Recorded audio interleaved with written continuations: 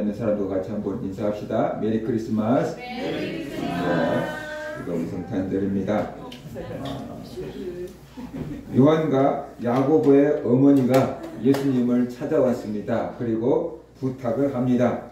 예수님의 나라에서 자기 아들을 하나는 예수님의 우편에 하나는 예수님의 좌편에 앉게 해달라라고 부탁을 했습니다. 쉽게 말해서 예수님이 이스라엘의 임금이 될 때 자기 두 명의 아들을 예수님의 오른쪽에 왼편에 가장 측근에 최고의 높은 자리에 앉게 해달라고 부탁을 한 겁니다.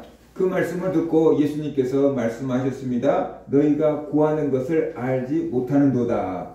지금 너희들이 무엇을 구하는지 알지 못한다 라고 말씀했어요. 이 사람들은 자기들이 뭘 구하는지 알아요. 예수님 옆에서 국위 영광을 누리려고 지금 뭔가 그 자리를 구하고 있는 거잖아요. 그런데 예수님이 볼 때는 그게 아닌데 그걸로 착각하고 있다라는 거예요. 그래서 너희가 구하는 것을 알지 못한다 라고 예수님 말씀했어요. 그런데 요한과 야고보의 어머니 그리고 요한과 야고보는 우리 뭘 구하는지 다 아는데요. 아마 그런 생각했을 거예요. 그래서 예수님께서 말합니다. 내가 마시는 잔을 너희가 마실 수 있느냐라고 물어요. 예수님이 말씀하신 잔은 바로 십자가에서 죽일 것, 그것을 지금 얘기하고 있는 거거든요. 너희들이 나처럼 십자가에서 못 박혀 죽을 수 있느냐? 너희들 하나님을 위해서 순교할 수 있느냐? 그 질문을 하고 있는 거예요. 그런데 내가 마시는 잔을 너희가 마실 수 있느냐라고 물었더니 요한과 야고보가 할 수 있습니다 라고 대답했어요. 그들은 예수님 옆에서 영광 얻고 권세 잡는 것이 너무 이렇게 소원이었기 때문에 웬만한 일이라면 까짓 다 할 수 있어요 라는 생각을 하게 된 겁니다. 그래서 할 수 있어요. 사실 뭔지도 몰라요. 십자가에서 죽고 이게 순교한다라는 것인지 모르고 그냥 그 잔 같은 거 뭐 못 마시겠나? 할 수 있습니다 그랬어요. 그러자 예수님이 너희가 내가 마시는 잔을 마시려니와 내 좌편과 우편에 앉을 것은 하나님이 정하신 자들에게 갈 거다라고 말씀을 하셨어요. 그래서 예수님께서 요한과 야고보의 형제들에게 너희가 내가 마시는 잔을 마시라 그랬잖아요. 그래서 그런지 모르겠지만 야고보가 12 제자들 가운데서 최초의 순교자가 됩니다. 야고보가 가장 먼저 잡힘을 당하고 목숨을 이렇게 잃은 순교자가 되고 요한이 최후까지 마지막까지 살아남은 제자가 되었다라고 볼 수 있습니다.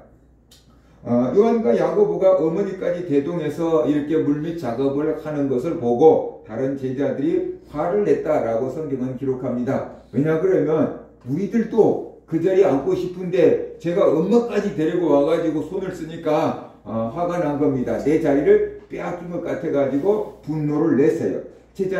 모든 제자들의 마음 가운데 이제 예수님이 곧 이스라엘의 임금이 될 거다. 그때 내가 장관 자리 하나씩 차지하겠지? 누가 저 권세 있는 자리를 차지할까? 보이지 않는 권력에 대한 암투가 벌어지고 있었어요. 그런 제자들을 보고 예수님께서 그거 아니다 라고 말씀하십니다. 누구든지 크고자 하면 다른 사람을 섬기는 자가 되어야 한다 라고 말씀을 하셨어요. 그러면서 예수님은 내가 이 땅에 온 것은 섬김을 받으러 온 것이 아니고 섬기려 하고 많은 사람의 대속물로 내 목숨을 주기 위해서 왔다 라고 말씀을 하셨어요.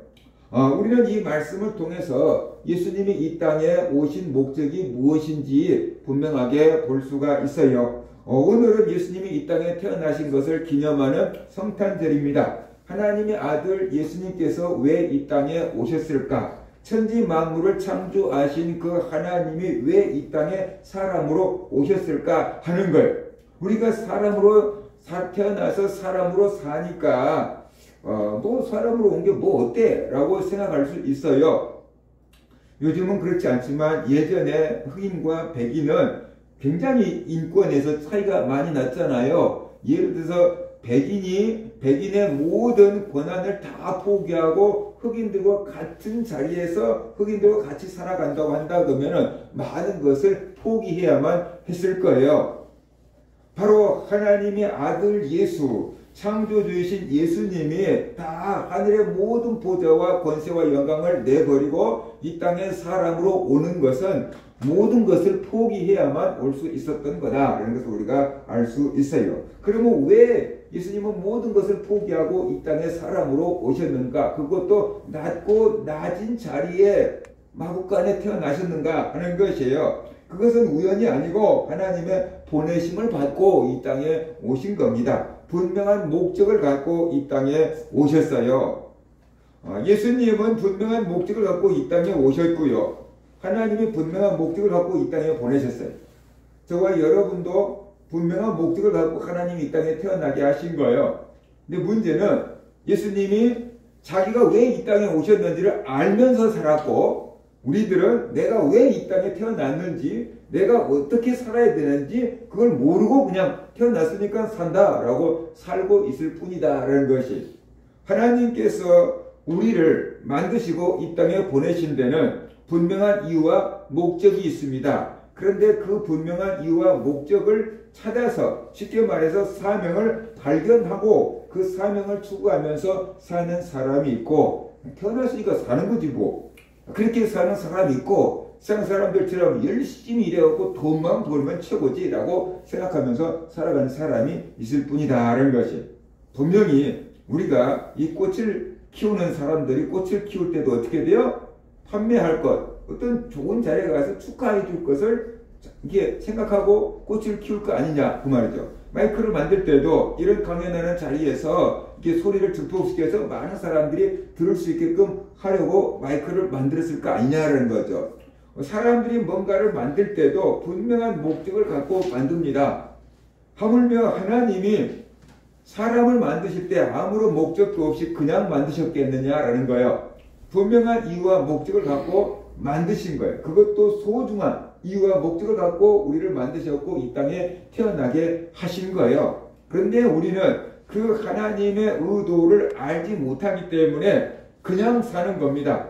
그냥 사는 거고, 세상 사람들이 가는 길로 그냥 저것이 옳은 줄 알고 따라서 살아가고 있을 뿐이다라는 것이, 예수님께서 이 땅에 오신 목적은 20장 28절 보니까 인자가 온 것은 섬김을 받으려 함이 아니라 도리어 섬기려 하고 자기 목숨을 많은 사람의 대속물로 주려 함이니라 라고 말씀했어요.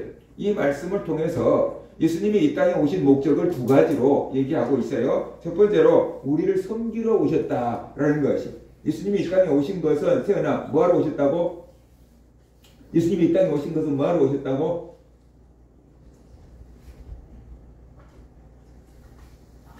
여운아, 예수님이 이 땅에 오신 목적은 뭐하러 오셨다고? 오랜만에 만나가지고 둘이 열심히 장난치고 놀고 있으니까 정신 차리라고 질문을 한 거야. 그죠? 말씀을 듣는데 집중하고 입에 또 맞추고 놀아. 그치? 끊고 맺는 것이 좀 분명해야 돼. 예수님이 이 땅에 오신 것은 우리를 섬기러 오셨어. 뭐하러 오셨다고? 우리를 섬기러 오셨다라는 것이, 우리를 섬긴다는 말이 좀 부정적으로 갖고 있어요. 왜냐하면 아래 것이 윗 것을 섬기는 그 이미지, 예를 들어 조선시대에 종이 주인을 섬기는 그 이미지를 갖고 있어서 섬긴다 그러면 자존심 상해, 뭐 그런 마음을 우리가 갖고 있어요. 밑에 사람이 윗사람을 섬기는 것, 우리가 이 세상에서 많이 볼 수 있는 거예요. 그런 섬김도 있어요. 근데 내가 낮고 종이 되고 가난해갖고 어쩔 수 없이 윗사람을 섬기고 사장님을 섬겨야 된다 그러면 썩 기분 좋은 일은 아닐 거예요. 그런데 그런 섬김만 있는 것이 아니다. 사랑으로 섬기는 것도 있다라는 것을 우리가 알 수 있어요. 그러면 이 땅에서 사랑으로 섬기는 대표적인 분을 본다고 한다면 아마 어머니를 볼 수가 있을 거예요. 어머니들은 자녀들을 위해서 자기의 모든 것을 헌신하고 희생하고 다 내어두신 분이 어머니다라고 볼 수가 있어요. 자녀들이 아프면 차라리 내가 아프면 좋겠다 간호하는데 힘쓰고 애쓰고, 그래서 엄마들은 자기가 먹지 못하고 입지 못하고 마시지 못하고 다 아껴가지고 다 자녀들한테 주는 거예요. 자녀들 사입히지 먹이지 학원 보내지.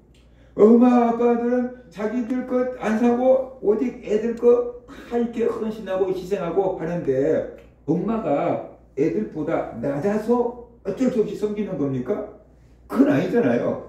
사랑하기 때문에, 내 자녀를 사랑하기 때문에 내가 먹는 것보다 네가 맛있게 먹은 게 더 즐거워. 내가 입는 것보다 네가 따뜻하게 입는 게 더 좋아 보여.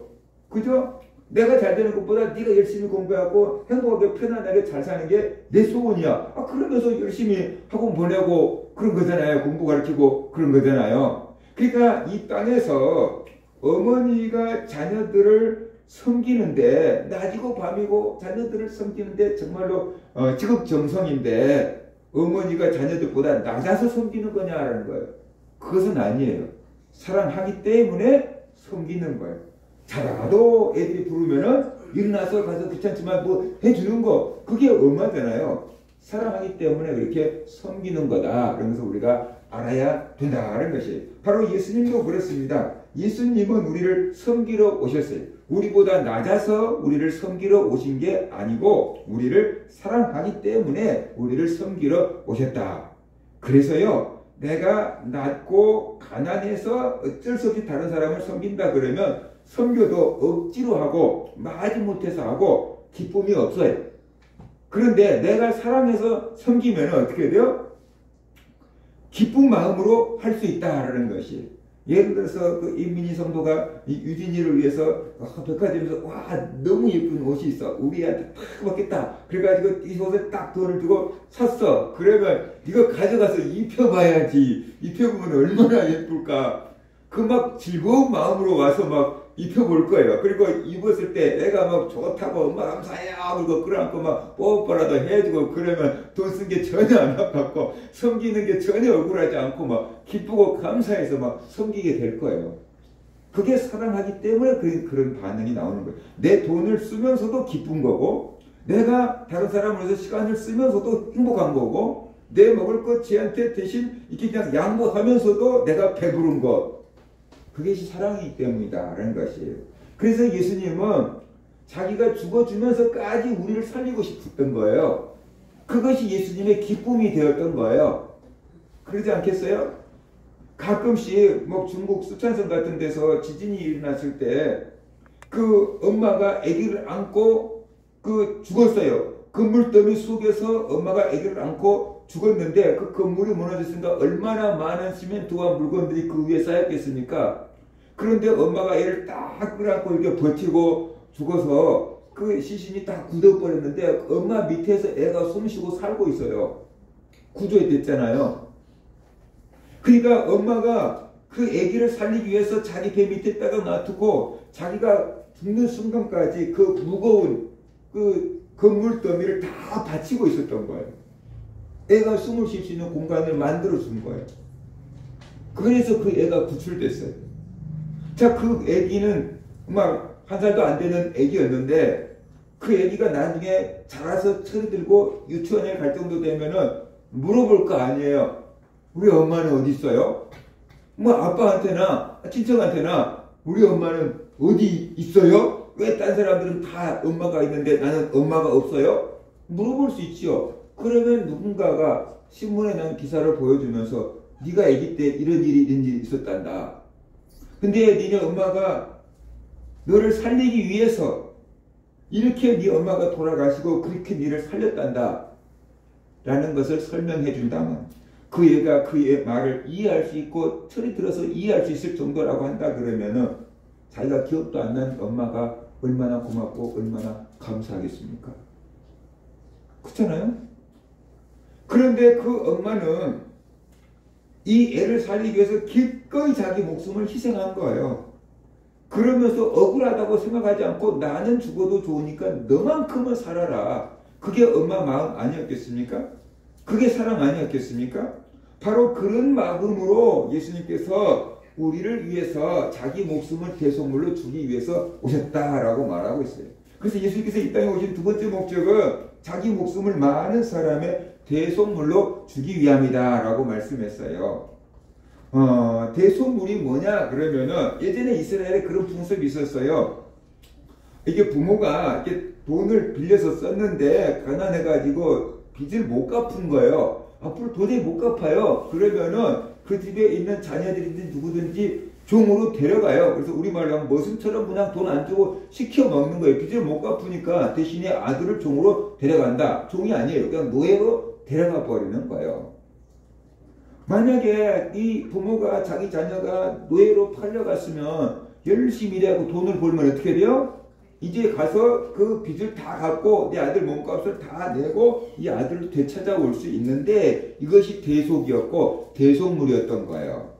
우리 모든 사람들이 죄를 지었고 죄의 종이 되었고 사탄의 종이 돼서 종으로 팔려간 거예요. 사탄의 종로로 타고 있는 거예요. 사탄의 노예로 살고 있는 거예요. 하나님의 아들 예수님이 보니까 너무 안타까운 거예요. 늘 죄만 짓고 그 죄의 종로로 타고 사탄의 노예로 쓰임받고 있는데 그건 사탄의 종이 된지도 모르고 그렇게 살다가 죽을 것 같으니까 너무 불쌍한 거예요. 그래서 우리를 대속, 죄값을 다 지불하고 우리를 구원하기 위해서 오셨어요. 근데 성경은 말합니다. 죄의 싹은 뭐라고요? 사망입니다. 죄를 지으면 죽어야 됩니다. 그러면은 이 죄를 용서받을 수 있는 길을 하나님이 하나 만들었는데 그게 뭐냐면 피예요. 피 흘림이 없은즉 죄사함도 없다 그랬어요. 누군가가 그 사람 대신 죽어줘야지 그 피를 보고 하나님께서 죄를 용서해 주겠다는 거예요.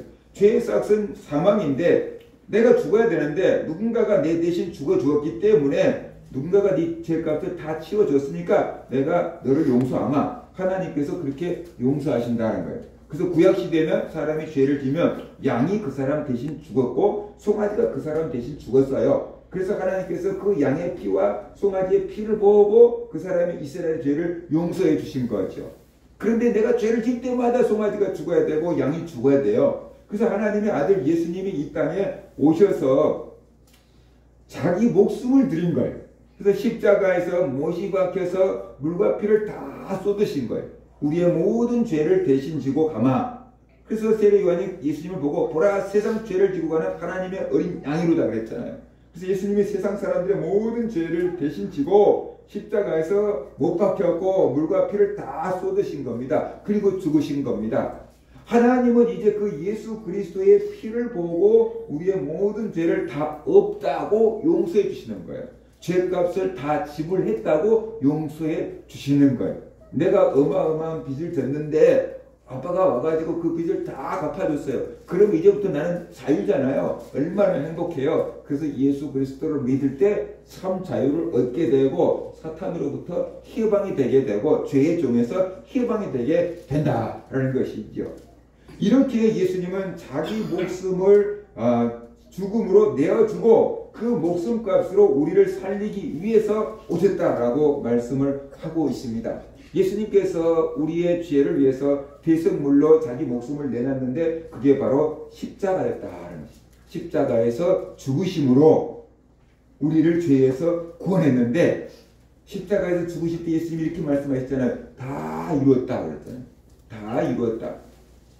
무엇을 다 이뤘는가? 자기가 이 땅에 오신 목적을 다 이뤘다. 자기가 이 땅에 온 사명을 다 이뤘다는 것. 우리를 구원하기 위해서 오셨고 우리를 위해서 목숨을 희생하기 위해서 오셨는데 이제 십자가에서 죽으시는 그 순간 다 이뤘다라고 말씀을 하신 거다라는 거예요.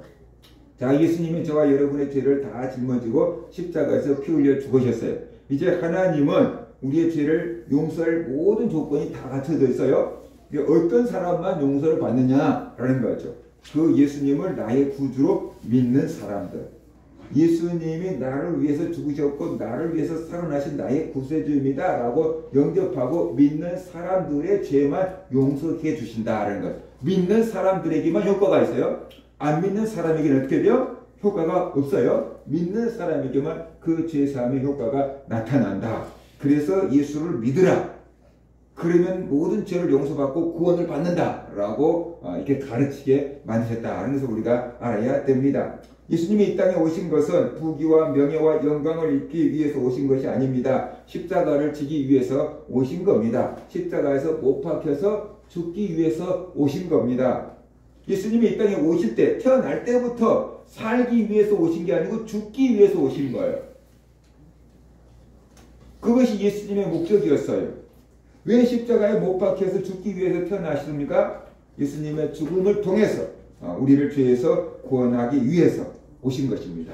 예수님의 죽음을 통해서 우리에게 영원한 생명을 주기 위해서 오신 것입니다. 예수님은 다른 사람을 위해서 오시지 않고 바로 저를 위해서, 여러분을 위해서 오셨습니다. 그래서 나의 죄를 지고 십자가에서 내가 죽어야 될 자리에서 예수님이 나 대신 죽어주신 겁니다. 이제 그 예수 그리스도를 구주로 나의 주님으로 영접해야 합니다. 그럴 때 우리의 마음에 진정한 성탄이 이루어지게 됩니다. 성탄, 예수 그리스도가 오신 것을 기념하는 것이 성탄이잖아요. 날마다 1년에 한 번씩 성탄절이 오지만 이 예수님의 복음을 정확하게 알지 못하고 예수님을 영접하지 못하면 구원을 받을 수가 없습니다. 성탄절이라고 오랜만에 화이트 크리스마스라고 어제 저녁에 밤새도록 논 사람들이 엄청 많았대. 근데 밤새도록 눈 맞으며 놀고 먹고 마시고 성탄절을 그렇게 거하게 보내도 그런 사람들은 구원을 받지 못한다라는 것이다. 오직 예수 그리스도의 복음을 알고 구주로 영접할 때 그 사람에게 진정한 성탄이 이루어지게 된다는 것입니다.